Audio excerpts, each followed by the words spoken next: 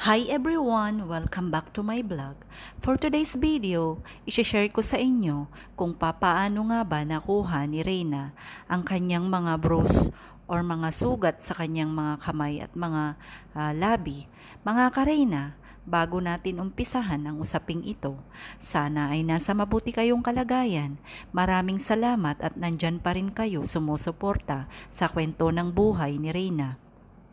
Maraming salamat sa lahat ng mga hindi sinusukuan, mga individual, senior citizen o OFWs, Luzon, Visayas, Mindanao na talaga namang sumusubaybay at nag-aabang sa lahat ng kwento ni Reyna. Maraming salamat.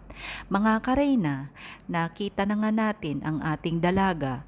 Masaya tayo dahil nakabalik na nga si Reyna.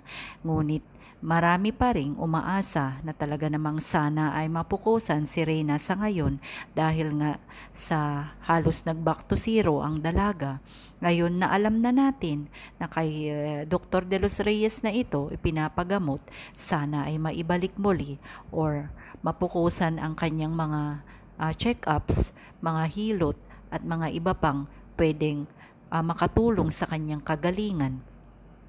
Kaya naman mga ka-Reyna, napakaraming nagpasalamat sa mga pangyayari at napakabilis na pangyayari na inihatid na nga ng mama ni Reyna kay Ate Roda. Kaya naman napakaraming nagpasalamat at sana ay tuloy-tuloy na nga.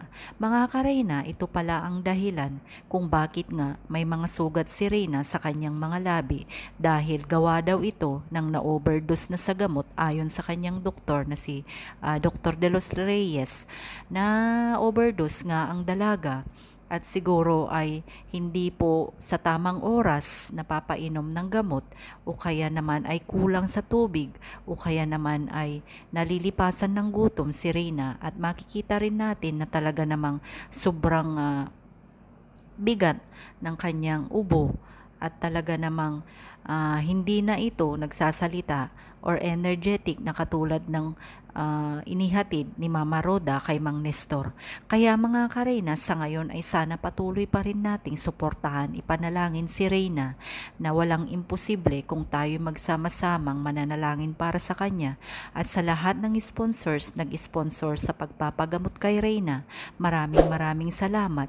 Si Lord na lang ang bahalang magbalik sa inyo ang mga ibinibigay niyong tulong para sa dalaga at salamat din sa at naunawaan rin ng mama ni Reyna ang mga pangyayari at hindi ito na ituloy na naibigay sa Maynila o naipagamot sa albularyo.